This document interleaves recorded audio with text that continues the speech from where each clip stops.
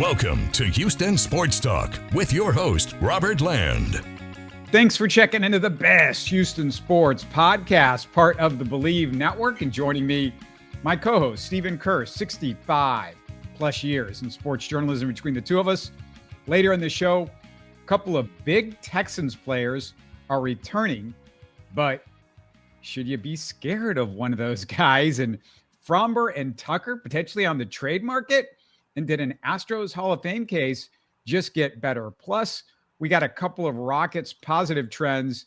And, you know, Stephen, the Rockets are in the NBA Cup quarterfinals tomorrow. You excited?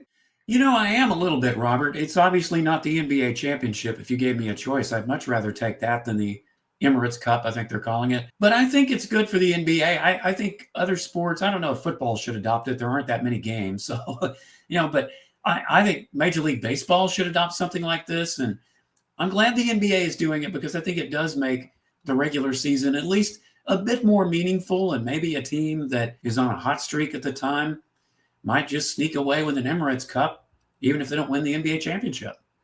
The Golden State win streak versus the Rockets is 15 straight. After watching the Steph and Draymond-less Warriors, is Draymond-less a word? But if it isn't, I'm making it one. After watching them beat the Rockets last week, of course, without the big two guys, Steven, it seems like you could run a junior high team in a Warriors uniform and they'd find a way to beat Houston. What is it about the name on the uniform that some teams have trouble with? And, you know, we see this throughout all of sports, but man, in the Rockets case, you know, when you thought you had them down in the playoffs, it seems like ever since then, Golden State has their number. And yeah, it almost doesn't matter who you put on the floor or who you don't put on the floor. It's disappointing, but you know, if the Rockets are going to take the next step, they've got to get that monkey off their back, Robert. No question about it. And, you know, it just feels like no matter how good they look going into one of these games, they just don't seem like they play the same way, the same style or whatever. But hopefully they can get off of that schneid. And a couple of big observations from this past week that I wanted to throw your direction, Stephen. Tari Eason missed a couple of games with the concussion, but he's going to be back for Golden State. Van Vliet and Tari were both out Sunday, and Cam Whitmore can't even get out of the G League. And what this tells me, Stephen, is that Cam isn't just out of the rotation because there's no minutes available. That theory or that whole scenario is out the window. This says to me it's potentially maybe maturity issues, a lack of trust, something that he doesn't do that Udoka isn't happy about, because this offense is just dying for somebody who can get a quick 15 points, which we know he can. Yeah, I have to say you're right, Robert. And as we know, Ime Udoka is very particular. And once he latches onto something or someone in some cases, or once you're in his doghouse, I mean, I don't know if Tari's in his dog. I mean, not Tari, Cam Whitmore. I don't know if he's in his doghouse or not. But it seems that, you know, once you get him to that point, it's awfully hard to change his mind. And that begs the question, could Cam Whitmore be included in a trade piece at the trade deadline or at some point, down the road, if they really don't have that kind of confidence in him, Robert? I mean, you almost have to wonder if he's not up here when he could be. What does that tell you about, you know, maybe the potential that they might want to trade him at some point? Oh, you know, he's the first name that the Rockets want to send out because he's probably the furthest away from being something. Plus, you've only got like a year and a half, I guess, to figure out if you're going to extend him or you're going to start thinking about extending him. I mean, I guess you could wait 2.5 years and, you know, take it into restricted free agency. But, you know, he was so young, Steven. We forget how young. He was the youngest guy of that entire draft class. He came into the league. He was barely 20. I think he turned 20 over that summer or something, or maybe I think he was 19 when they drafted him, but pretty close. 19, yeah, he was like 19 or he's still a kid. I mean, and even though he looks like a guy and he dresses like a guy, it's more like a kid out there. But they knew that when they drafted him. So if that's the case, I mean, if it's a maturity issue thing, I mean, that's something that you have to expect when you draft a kid, especially, you know, they did, you know, plenty of background on him and watched him play and that sort of thing. So that's the kind of thing I think you have to know when you draft a guy like that. So, you know, maybe it is possible that they're keeping him in the G League, not because they've given up on him, but because they just realize he needs more time to develop his full game. I mean, there is that possibility as well. All right, let's go to the most positive Rockets trend as it continues to be Jabari Smith. And I know I lauded him last week, but I got a stat I'd never have guessed in a million years going into this year that we'd be talking about. And before I get to that one, the hot shooting stretch continues, 44.8% from three over the last 12 games. But the stat, Steven, which is just as big a deal, over the last 7 games, he has 15 blocks. Compare that to 7 over his first 17 games. That's 2 blocks a game in this latest stretch. And this is double his career average. He's turned into Jabari Mutombo. Mutombo. Yeah, I was thinking the same thing when you were talking about that. It's the Rockets need shooting. There's no question about it. But you get another shot blocker like that going, and then you have Sengun in there. That's just all the better for the Rockets. So I'm really glad to see his all-around game start to improve, not just the shooting aspect of it. Right. And that's the thing that I think really separates what's going on with Jalen and what's going on with Jabari. Jabari feels like he's expanding the things that he can do out there. I just don't see that with Jalen. I'm waiting to see him adding something, add assists, rebounds. The other defense has improved a little bit, but it improved from terrible to it's okay now. I mean, that's fine. But I'm talking about be great at something else or be above average or be at least part of the game with something else. And not only that, we know that Jalen's game offensively hasn't really varied or changed, or he hasn't really added anything. We hear about the work, we talk about the work, but what has he added? Has he added the floater that we wanted so bad? Is there a specific move that he's added? Is there a spin? Is there a this or that? It's not there. Jabari is doing that. You know, in a perfect world, it would be so nice if all of these guys came together at the same time. And I think realistically, a lot of the time that just doesn't happen. You know, we were talking about how Jabari was struggling and Jalen was, doing great things at the end of last year and even at the beginning of this year. And now you're seeing a reversal of that. You're seeing Jabari go up and Jalen going down. And, the ideal scenario, Robert, is that you have Jabari, Jalen, Sengun, VanVleet, all these guys cooking in Crisco, as somebody like to say. But it just doesn't seem to be that way. When one guy trends up, one of the others goes down. Don't cook in Crisco. It's not good for you. Yeah, it's not good for you anyway, Mr. Health Nut.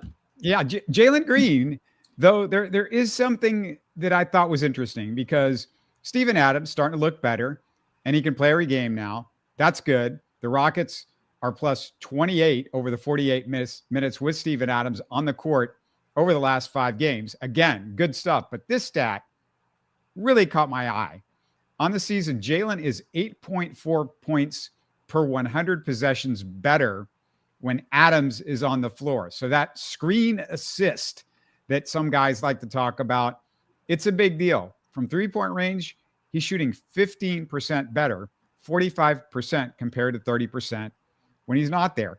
Those numbers are prior to the Clippers game, Steven, but it's also worth noting Jalen's field goal percentage at the rim was 100% with Steven Adams as of Saturday. So, if you look at up to Saturday, and he had a pretty good game on Sunday as well. Mm-hmm. If you look at those numbers, it's like, that Steven Adams can really help out Jalen and getting him in those bench units. And if Steven can just stay out there and help you out and at least give you 15 to 18 minutes a game, I think it's going to help Jalen as the season goes along. Well, it certainly would, but I kind of hate the fact that it's going to take that one guy to get Jalen to do better around the rim, because you don't want Steven Adams to just be the only guy that can do that, especially since, he's been up and down himself. I think he seems to start to be rounding out a little bit, Steven Adams I'm talking about. But yeah, it's interesting that you point out that he's the guy that can make him better around the rim.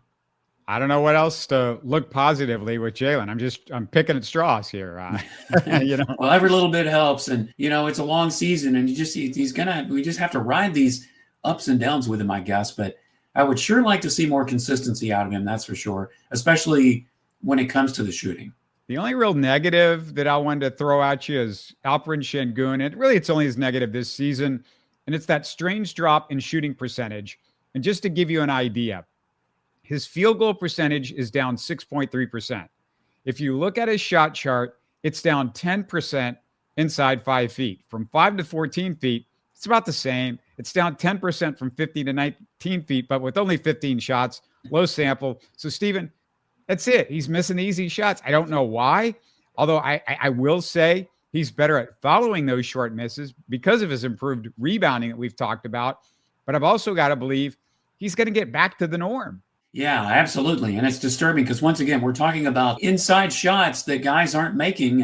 And those are the shots you have to make. And it's especially important when you're not hitting your threes. And we know the Rockets, they're as capable as anybody at going cold from beyond the arc.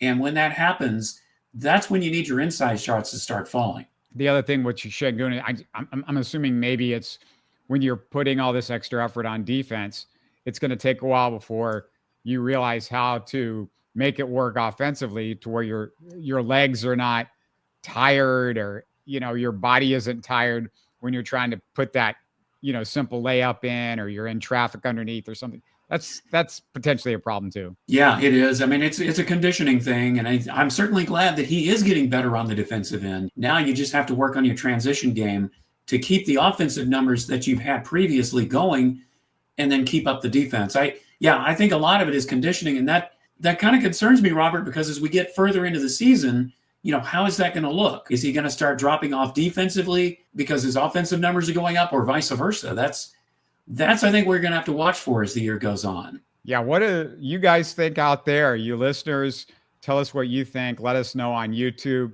Would love to hear from you. What do you think about what's going on with the Rockets in general? What do we need to cover that we haven't covered? I've got a Rockets guest scheduled on Monday. We'll try to get some more Rockets guests in. Just been so busy with the Texans stuff and other things going on. Haven't had a chance to get there, but we want to hear from you. And in 30 seconds, we're going to hit Texans and Astros storylines. But first, quick reminder, watch my conversation with USA Today Texan analyst John Crumpler, which was our last show in your audio or YouTube feed. Don't forget about our live Texans postgame show with Tom Chavarria. Me and him break down the Sunday game against the Dolphins and Texans. And please tell your friends about our content. Give us a quick thumbs up, shoot us a YouTube comment, and subscribe for free on YouTube or your favorite podcast app. All right, Steven, as expected, Christian Harris returns to practice this week. Great news. Nobody expected this, though. Kenyon Green is back. And frankly, Steven, I'm scared to death. What happened? Wait. I thought he was, in with the ghosts or something, that he disappeared and we're not going to see him again this year. Is he like a ghost and he's back? I don't know. I thought the shoulder injury was serious. And, I didn't really think the Texans would want to designate him to come back, if you know what I mean. Well, if you hear D'Amico Ryan's talk, I mean, Kenyon Green is doing just fine. So I guess really it isn't that surprising. If they start Kenyon over Juice, don't even test me on this one. But if they do, I can't wait to listen to the postgame show if they do too, by the way. I assume it's because of what he does in the run game, because that's what everybody tells me, although the numbers weren't exactly showing that. Stroud's, his health's got to be paramount right there. And if Kenyon is a backup, is he a good one? I mean, that's the other thing I want to ask. If he's a backup, is he a good one? I keep bringing up this stat. Stroud's sack percentage, 9.5% this year, but since Kenyon Green's injury, 7.6%. Not too different than last year's. So not sure how much the pressure rates dropped since Kenyon's absence, Steven, but it's got to be a lot. And think about this for a second. The Texans may attribute the Jared Patterson move to center and how he calls out O-line assignments. And that's why they might think the O-line looks better. And yes, likely part of the issue for sure. But Steven, did Kenyon look any better his first NFL season? I don't think so. Well, what little sample size we got, no, he didn't. And sometimes if you put a player in a backup role, sometimes it can change the atmosphere for him and he does start playing better. But gosh, from what I've seen of Kenyon Green, I'm not sure that would apply to him either. Obviously, they wouldn't have him back if his shoulder was in bad shape. But is it in good enough shape to make him play better than he has been? Well, judging from what we've seen, I have to say you're going to have to prove me wrong, Kenyon. You're going to have to prove me wrong. Wow. I mean, I don't know what else to say, Steven. I cannot believe we're back to let's give Kenyon Green a shot. I don't understand it. I don't feel like, oh, having him on the bench is like a great idea. Like I said, I don't feel Well, like, they really don't have any. They don't have any other better options, honestly. I mean, they didn't do anything at the trade deadline, and you're not going to draft anybody until the season's over. So, I mean, I guess really, what other alternatives did they have? yeah, I mean, I'm fine with Blake Fisher if somebody goes down. I mean, if you have a couple of injuries, yeah, I guess Kenyon Green helps you a little bit. Just a few notes going into the Dolphins game. They're banged up at offensive tackle. Looks like Will Anderson and Danielle Hunter are going to be facing backups. I say as a positive, but Tua gets rid of the ball really quick. And when Tua plays for the Fish, I should say, they've got a top 5 offense. On defense, the Dolphins are good. They're 9th in yards per game, a few behind the Texans D, which is 5th. So they're still pretty good on defense. And if there's one thing that I'm panicking about, Steven, it's a Texans defense, which can give up big plays and is going against Tyreek Hill and Jalen Waddle. Yeah, that's the thing. That's especially the last several weeks. I mean, the explosive plays that they've given up in the Titans game and in other games. Look, the Miami Dolphins are a scary team when Tua is healthy, and that's obviously been the question. Is he gets knocked out of games and has had the concussion issue. Some people think he shouldn't even be playing anymore, but he is. And when he's in there, he's mostly been effective. And so that's my biggest concern is the Texans defense, which I've always been concerned about the secondary from day one, but they can't stay healthy and they're giving up these big plays. So you can't rest easy with the Texans. The way they've been playing, I don't think there's an easy opponent for them anymore, no matter what the record is in the league. You just got to hope that, after 2 weeks of working on things, that maybe they fix some of these issues that they've had, the big plays on defense and offensively, just being able to move the ball with first and second down completions or run play. I mean, that's the issue on offense, really. Besides them shooting themselves in the foot, which has been less the case, penalties have gone down, I feel like, with the offensive line and some of that sort of stuff. But, I mean, they really shoot themselves first and second down, not getting yards, basically making everything third and long. Well, the running game definitely has to work. And, if it does, if the Texans can keep the Dolphins off the field and keep their defense off the field longer, with some more sustained drives, I think that in itself will help the defense out a lot. All right, let's go to some Astros because it's getting interesting. A little hot stove talk perking up a little bit. Waiting word on Berkman still. But, Steven, you got to love getting Soto out of the Yankees' hands and over to the National League. Yeah, I do not feel sorry for the Yankees because they think that just about every player they want, they can go out and get. And I think Brian Cashman was actually pretty confident, when he talked to Scott Boras that his offer, was there. And a few hours later, Soto makes his decision and Scott calls the Yankees and says, nope, he's going to your crosstown rival, the Mets. Wouldn't you have liked to have been a fly on the wall when that conversation both was had and when Cashman hung up the phone, Robert? Because I sure would have been. Are you interested in talking about the other third base options who've been rumored to the Astros yet? Or because I can't get into it until Bregman falls through and that's out. Well, I don't know that there's any reason to. I mean, I think the Astros definitely should have a plan B. The fact that Alex, they made him an offer. He has not accepted it at the time we're recording it. So that tells me that obviously that happened before the Soto signing. So now that Soto is off the board, it shouldn't be too much longer, I would think, that Bregman is going to make his decision. And, until he does, we can sit and speculate all we want. But the Astros are certainly wise to look at different options for third base because, I just am still not totally confident, Robert, that even the offer they made him is good enough to keep him. I don't think it is unless he just decides that the Astros made a good enough offer that, he don't want to go to these other teams or whatever. If you're Alex Bregman, it's not going to make a difference in your life. Obviously, these bigger offers, it's a matter of, do I want to win the money game? Do the agents want me to, take the bigger offer because it's better for the players union? Does Alex feel like the Astros don't offer a good future with where they're set up right now. It's those type of considerations that I think should matter to him. Not necessarily like winning the money game, but what it looks like going forward for the Red Sox or whatever team is in the discussions with the Astros. Well, that's when you would just love to get in a player's head like Alex Bregman, because you really don't know what he's thinking. And you have to look at it at all different angles. And I think that's sometimes why these guys, they do take their time, because they're weighing the options. It depends on who's offering what.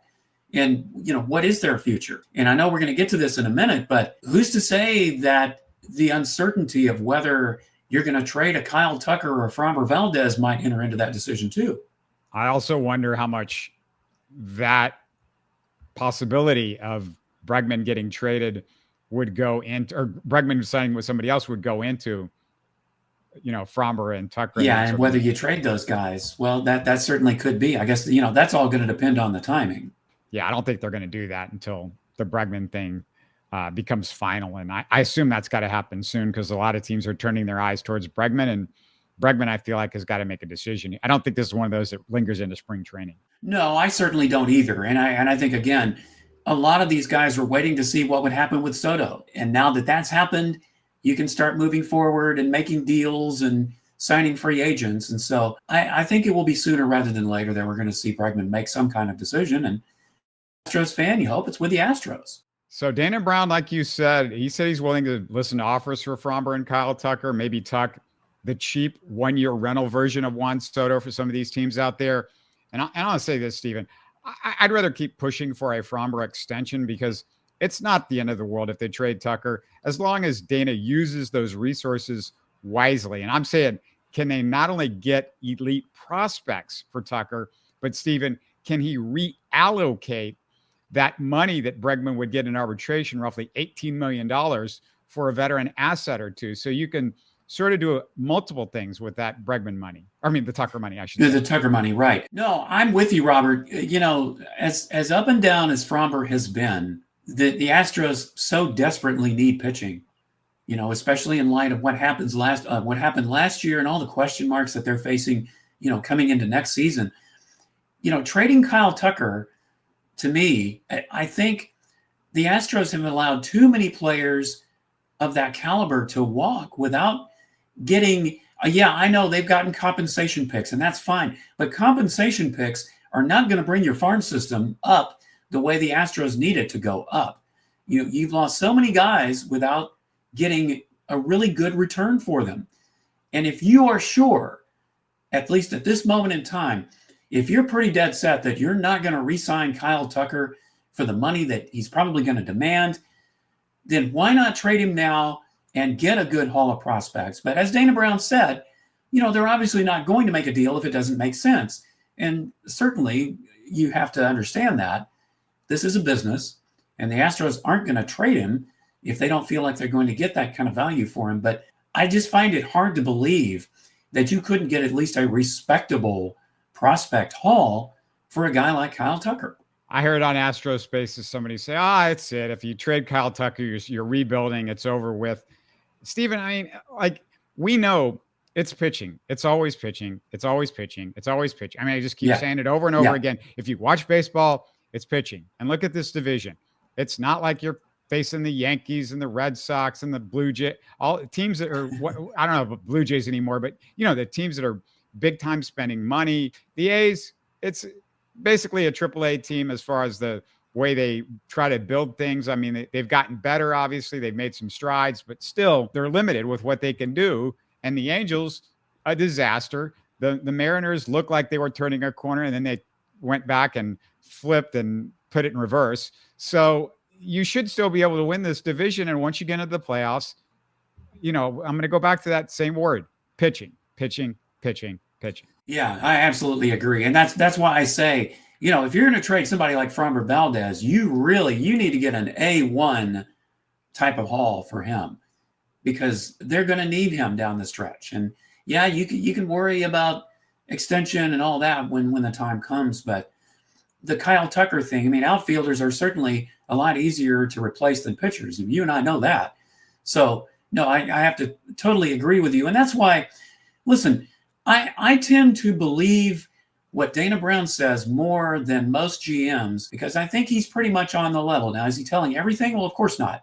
But you remember, Robert, last year, there were rumors speculating that Alex Bregman was on the trade block. Remember that? Dana Brown came out and said, no, we are not trading Alex Bregman. Well, he didn't. You let him come through the season, and now you're trying to re-sign him. So if Dana Brown says that he's at least listening to offers for both Framber and Kyle Tucker, I don't think he's blowing smoke. I think he's certainly listening. Now, depending on what kind of deal he's being offered, that's what's going to depend on whether you get rid of one or both of them, or neither. Yeah, you said something that I thought should have been a given. Yeah, if you're trading Framber, you're trying to get an A1 haul, right? Okay, of course you were trying to get an A1 haul. But my thing is, if you're trading Framber Valdez, you have given up on this year. If you're trading Kyle Tucker, you have not. That's the difference. That's what I'm That is a difference. Yeah, that's exactly right. That's exactly right. And Dana also said he wants less Yordan in left field and more at DH. So, Stephen, I'm guessing there could be at least 2 new outfielders in the mix between center and left field, because I know they're not happy with where they are with Jake Myers and Chaz right now. No, they're not. I think they seem to have shown more confidence in McCormick than in Myers, and at least giving McCormick another shot, because he certainly had a dismal year. You know, judging from the Browns that Dana Brown has made, the comments that he's made, Myers could even be included in a trade package. He was inquired about last year. And of course, they gave him the center field job before spring training even began. That wasn't so long ago, but now their position may have definitely changed on him. So there are a lot of things in the mix, Robert. And I know this Astros team is not going to be completely reshuffled, but we certainly could see some new faces by the time spring training comes. If you're thinking of trading guys like Myers and Tucker and, possibly Framber, maybe not. Yeah, I don't know why a team would need Myers unless they're looking for guys off the bench. I mean, he's not a guy that anybody's like, oh, we got to get Jake Myers in here in center field. Only for defensive purposes, but how much would you get for him? I don't know that you could trade him straight up and get a lot. I think you'd have to include him in some kind of a package. Yeah, that's fine. I don't feel like he's going to be missed much. But hey, let me ask you about this, because the Baseball Hall of Fame Veterans Committee, they voted in outfielders Dick Allen and Dave Parker. And as somebody who grew up watching Dave Parker, which I did, I just loved hearing about the Cobra getting in, Stephen, and also the fun of seeing these legends get into Cooperstown. It's just not what it should be because of Parkinson battling Parkinson. Say that 5 times fast, but it's just not as fun with that. And Dick Allen, of course, passed away 4 years ago, and he should have been in. I mean, look at his numbers, guys. He should have been in a long time ago. Oh, absolutely. And it's always sad to me when someone passes away and then they finally recognize it, put him in the Hall of Fame. I mean, what good is that? I mean, his family, I'm sure, is proud, but it would have been a much prouder moment. You talk about Dave Parker, man, the guy had an arm, and I wish I could remember who he threw out, but it was in the 1979 All-Star game when he threw a guy out at the plate. Man, what a throw. And they didn't call him the Cobra for nothing, because he could hit too. He could do it all. And Dick Allen, he was with the Phillies until he asked for a trade. They didn't treat him very well, Robert. And you may or may not know, Dick Allen was actually the first Phillies player, I think, if I'm not mistaken, the Phillies were the last team to integrate. And Dick Allen was that guy. And even then, they didn't treat him very well. He finally asked for a trade, and they sent him to the Cardinals. He had a much better career, later on. From what I understand, the Phillies wanted to call him Richie Allen. You remember being referred to as Richie Allen? He preferred Dick Allen. I mean, it was one of those weird things, but his numbers, as you said, speak for themselves, and I'm glad that he's at least finally in. There was rumors about him being a bad teammate, which his teammates said we're all trash. There's the idea that, his numbers weren't quite good. He had a 913 OPS. He would hit for power. He would hit in a clutch.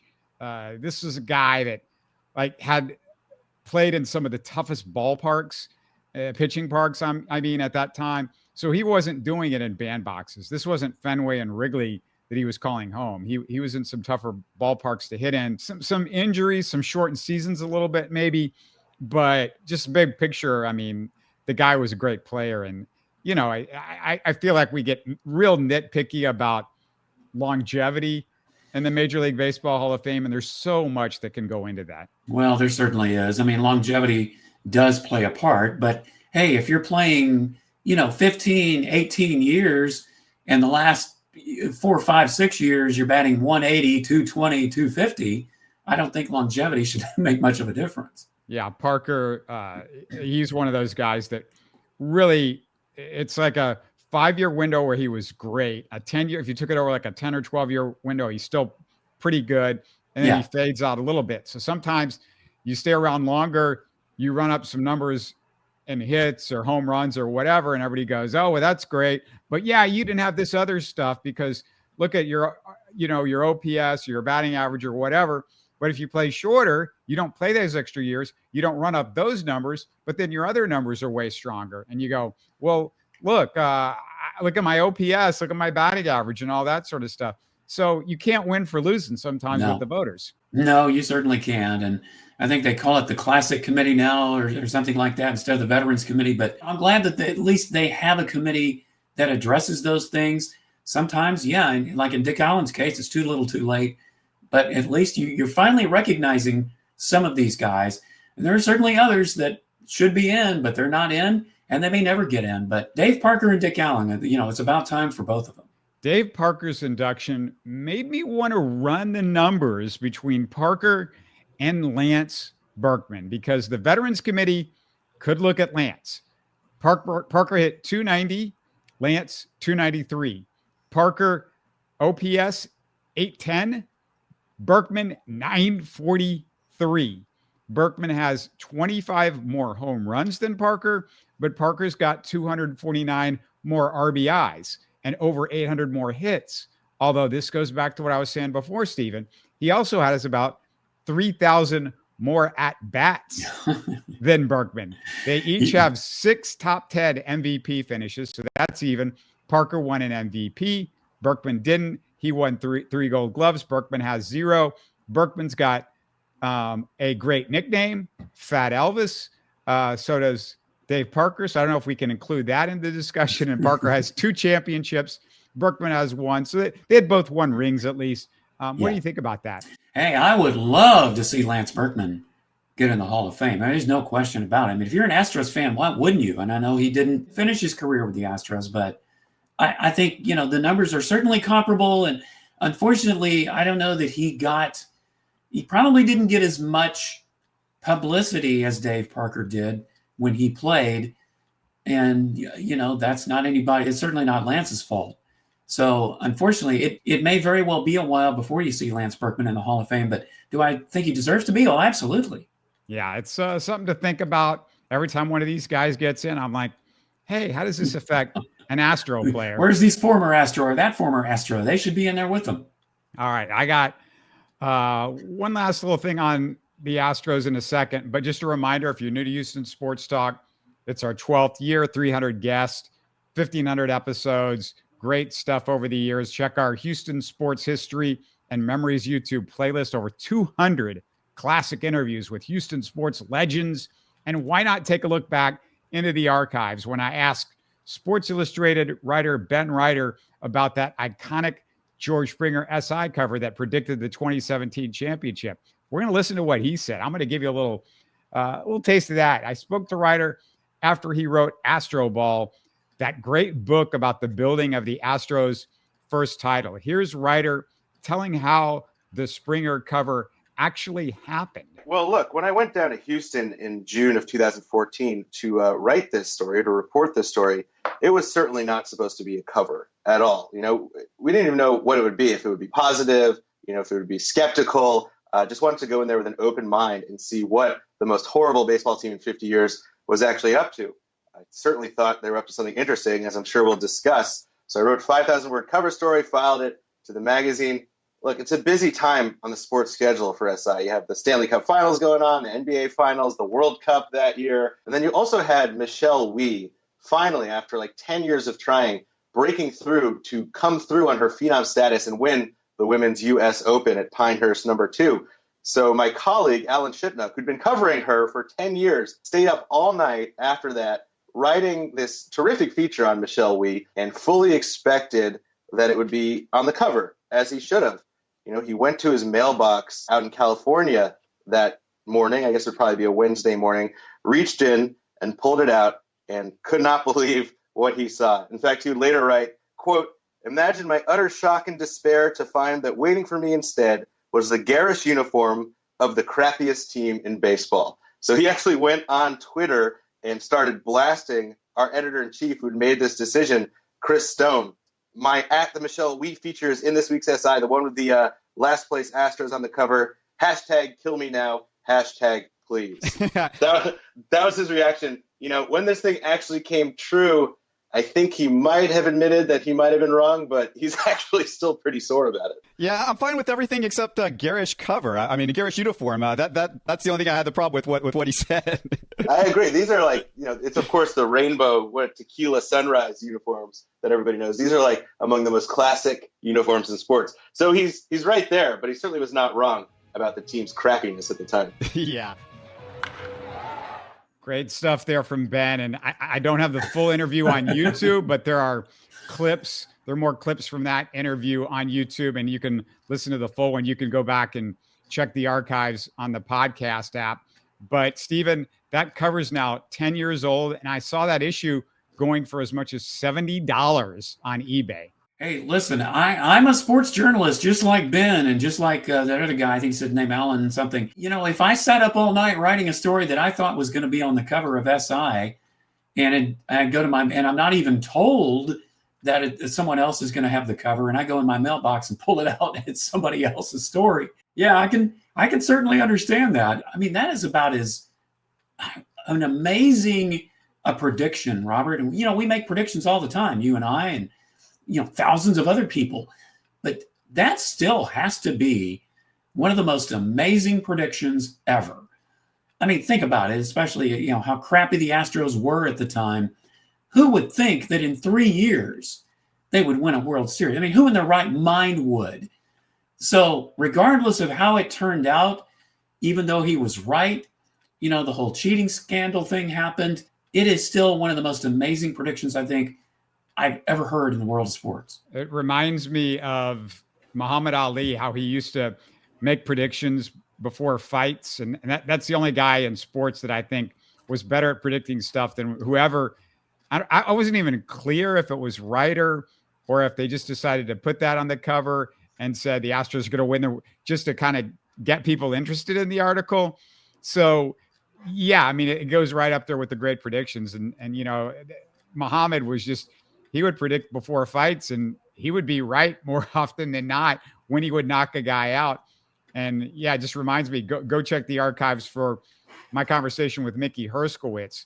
We talked to him for about 20 minutes about, you know, all these great Muhammad Ali stories that he had a chance to know Muhammad and be around him. And so he's got these firsthand incredible original accounts. But yeah, that prediction, you're right. I mean, it's still hard to believe that it all came true. And Springer on the cover when he wins the World Series MVP to top it all off. Well, that's right. Yeah, I just thought of that. I didn't even think of it when I was saying that. But yeah, not only was the cover guy, you know, helped lead the Astros to the World Series, the cover guy ends up winning the MVP. I mean, you can't write a storybook, a movie script any better than that.